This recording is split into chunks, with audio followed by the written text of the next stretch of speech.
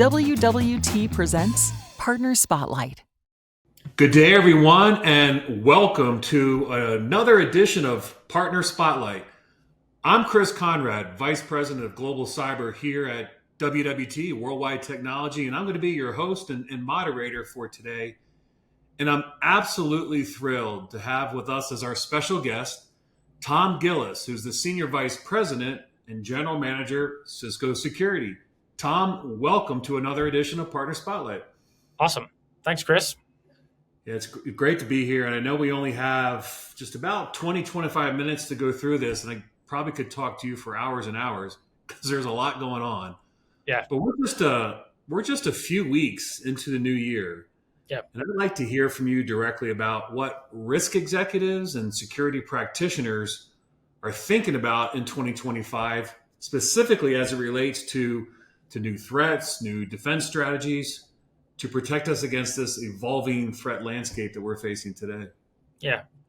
Well, I think if you read the papers, there's been a number of public reports about attacks that are emanating from nation states that are really unprecedented in the scale, scope, and potential efficacy.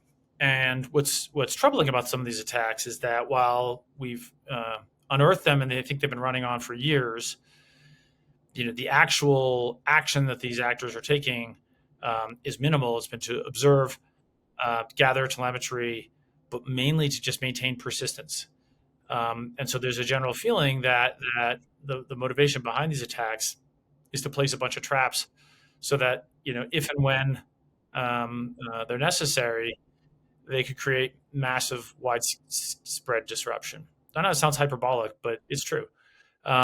So what does that mean for us? It means that every single one of us needs to double down on security fundamentals. And we really need to hug and really believe in the principles of zero trust. And the fundamental principle of zero trust is assume the attackers are already in. And if you're kind of wondering, is that really a valid assumption? Just, go look at the New York Times or Wall Street Journal. They're in. So they're in and they're smart and they're moving around. So lateral movement is the name of the game. How do we stop them from having the run of the tables once they're in? And I think this is where Cisco is very focused because it's the intersection of security and networking, right? Where security meets the network. Yeah, no doubt about it, Tom. And I'm such a firm believer in the basics and in the fundamentals. And I just think so many organizations get away from that. And I think that's where it all starts. Just having a sound, healthy foundation, having good hygiene in place is the start of a really sound security program, and no doubt about that. Well, Chris, a lot of it, at least some of these foundational things, like you think about least privileged access. Okay, least privilege would say salespeople can get to sales apps, and IT people can get to IT apps, but you don't want salespeople ever. You know this as a salesperson. You don't want salespeople going into IT apps.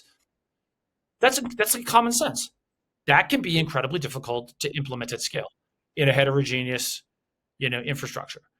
And so focusing on the fundamentals there's a big body of work to be done there. And I think this is together, Cisco and WWT can help our customers make that stuff easier. Yeah, I'd just like to pull one more thread on this particular topic. Obviously, AI is taking everything by storm today, but just the rise of AI-driven threats today.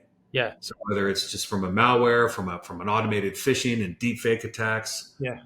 Where's your head at with regards to Cisco's position in this?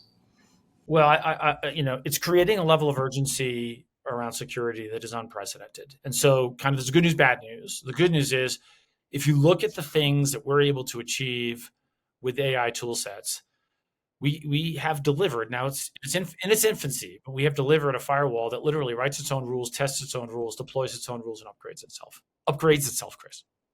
That's big, right? If you're a firewall administrator, you're like, what?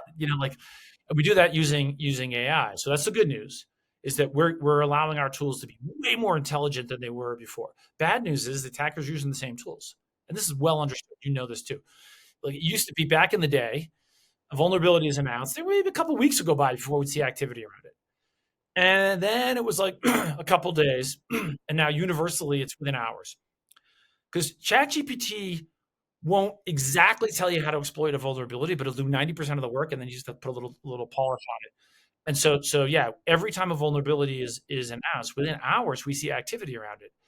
And this is a giant problem because it is simply not reasonable for our customers to patch hundreds or thousands of vulnerabilities in a few hours. That's just not a reasonable thing.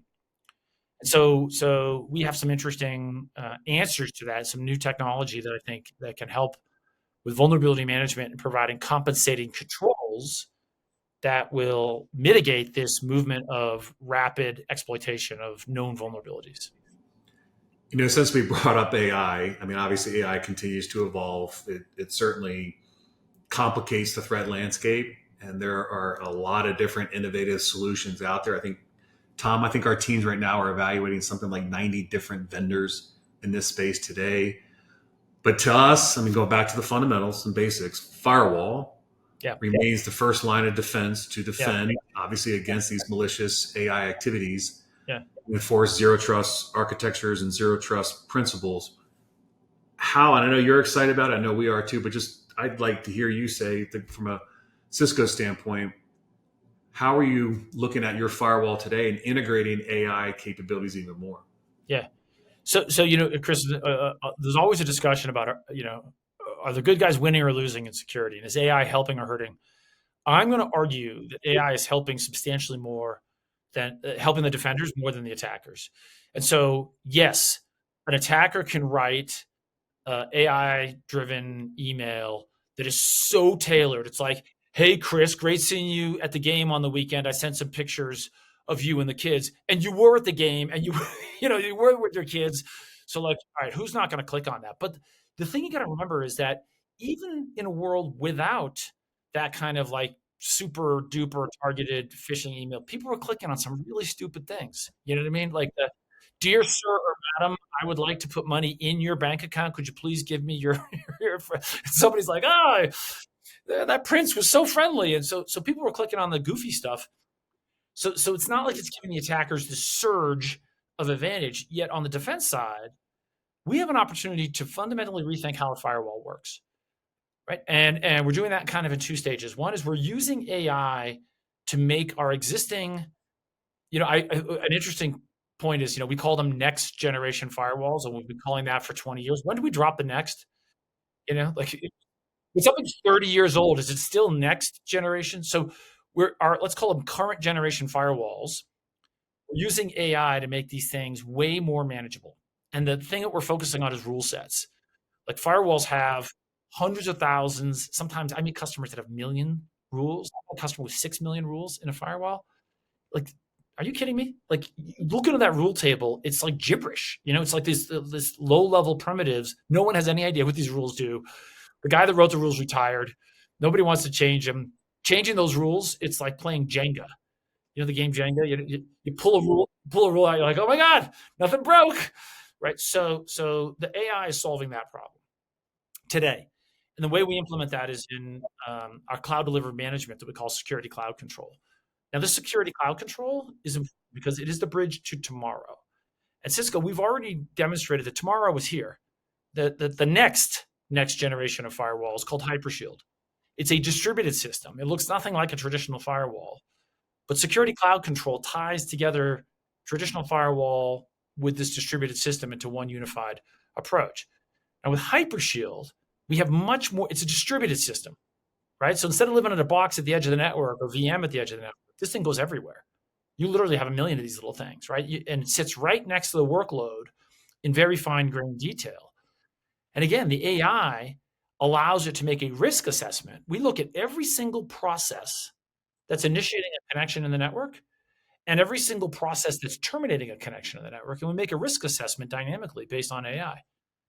Dude, like that's awesome, right? Like this thing it's incredibly high fidelity, incredibly effective, and it wouldn't be possible without AI. Tommy, you're talking about Hypershield, and I want to come to that here in just a minute, but I want to go back to your AI readiness index report that you published.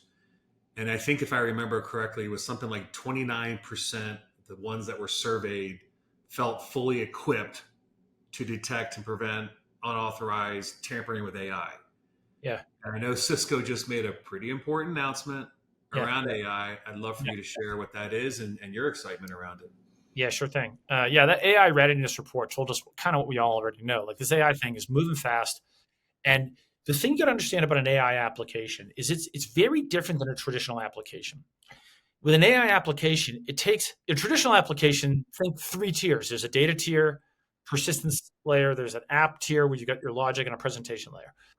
And so your data, you know where it lives. You can touch it, you can see it, you can feel it, you can measure it. With an AI app, you're adding a 4th layer, which is the model, right? And so the model slurps all your data in, and then it kind of disappears. It's like it becomes like a gas, that's in the atmosphere. You can't really touch it. You don't really know how it's protected. So you can't just take a firewall and stick it in front of an AI-based application and hope that it's going to work. So we introduced a radical new approach here, which is called AI defense. And the idea behind AI defense is think about protecting your data. When the model absorbs all of that important information, it needs to look at a broad set of information in order to make intelligent decisions.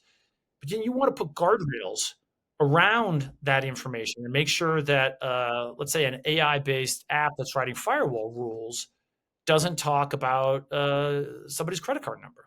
Okay, so the trick here is that when that model knows all this information, Chris, when you were a kid, did you ever play the game 100 Questions? All I've got the time. Sure. all My the kids time. do with me now. I'm Absolutely. going to ask you, and it takes way less than 100 questions to find the secret, right? If you're thinking about those questions and applying logic.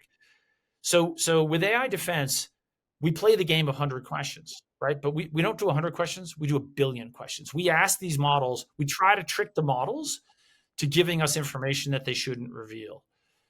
And that's really unique in the industry. That's called red teaming. So we can validate the model and make sure that, we're going to play 1 billion questions and make sure that it's not going to inadvertently say something it shouldn't say.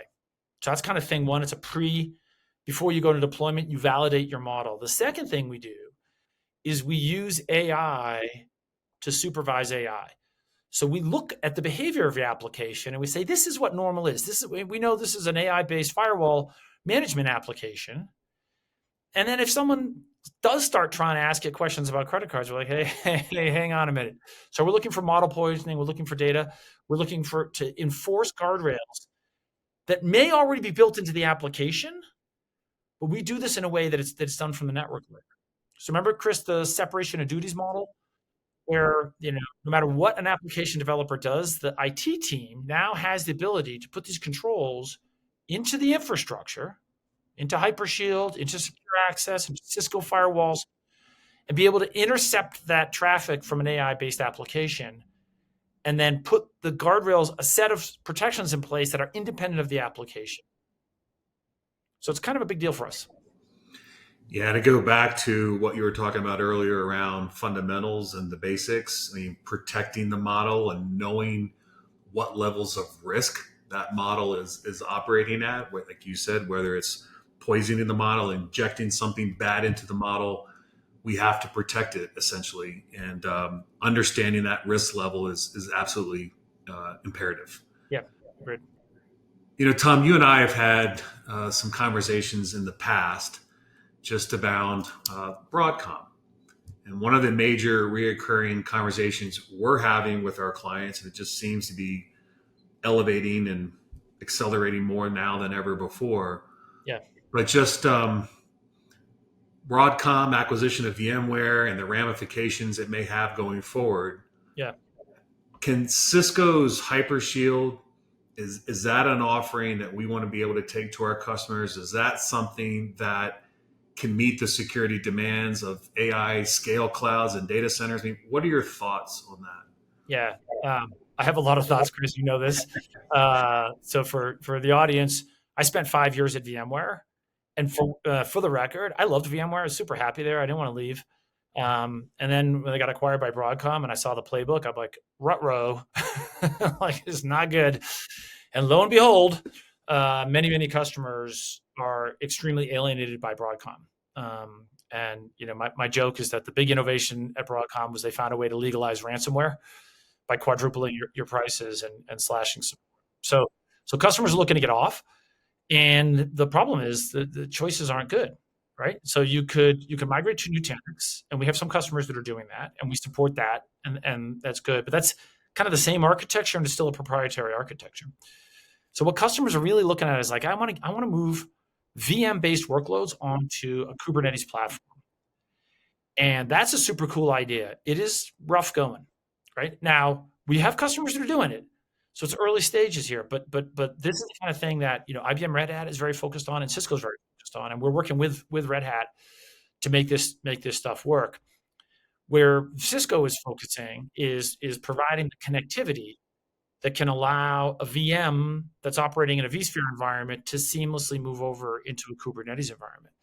And that connectivity is provided by Isovalent, which is the acquisition we made more than a year ago, and a product called Tetragon, which is it's an open source version, but then we have a commercial version that we sell today. So if you're just looking at, I want to move workloads out of vSphere and into Kube, that are VMs, and provide seamless connectivity, we do that with Tetragon, and it's great.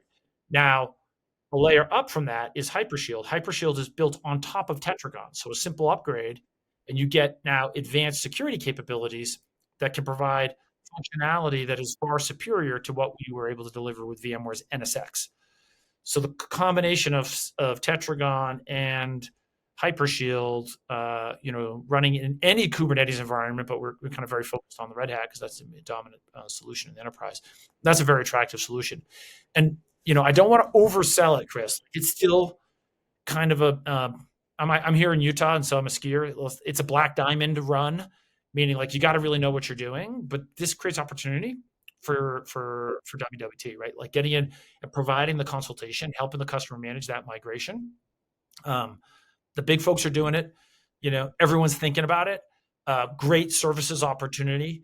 And we're doing some tech that I think is going to be sort of eye-poppingly great. Things that are in the market now, but then in the next 6 months, we're going to make some big advances in that capability to migrate those workloads because it's a burning problem. Tom, we have a theme here at Worldwide called Secure All Together. And I always tell my teams and our customers and our partners that if we have any chance of defending ourselves against a very difficult adversary, we need to do this together. Yeah. And yes, it may be a black diamond. Maybe it's something that's out there just a little bit into the future, but we have to start thinking more creatively around how we're going to solve some of these complex challenges our customers have. And we need to be in front of our customers today, workshopping these types of concepts so they can get their arms around and start thinking about what's next. Yeah. Chris, we talked a lot. A lot of the focus has been on some of the more advanced things, AI defense, Hypershield. These are new, and I'm going to describe them as emerging capabilities. With Hypershield, we've got 35 customers using it. It's not ready for prime time. It's not like, super baked where like you put it in a broad production. But it's the future. And those 35 customers, oh my God, I just saw, a flying car. Like it's that transformative. Kind of on the other end of the spectrum is secure access, which is our SSE solution, and how we can implement zero trust. And here we've got some very nice differentiated capabilities. The market's huge, and it kind of fits your topic of like, it's a basic access. We just want to implement least privilege. And we can do this in a way that leverages the network. And that's what sets us apart from Zscaler, Palo Alto, Netscope, right? And so here's the pitch in really, really short, concise manner. You want to implement least privilege policies, right? Which was we said, salespeople can get to sales apps, IT people can get to IT apps, no salespeople go to the IT apps.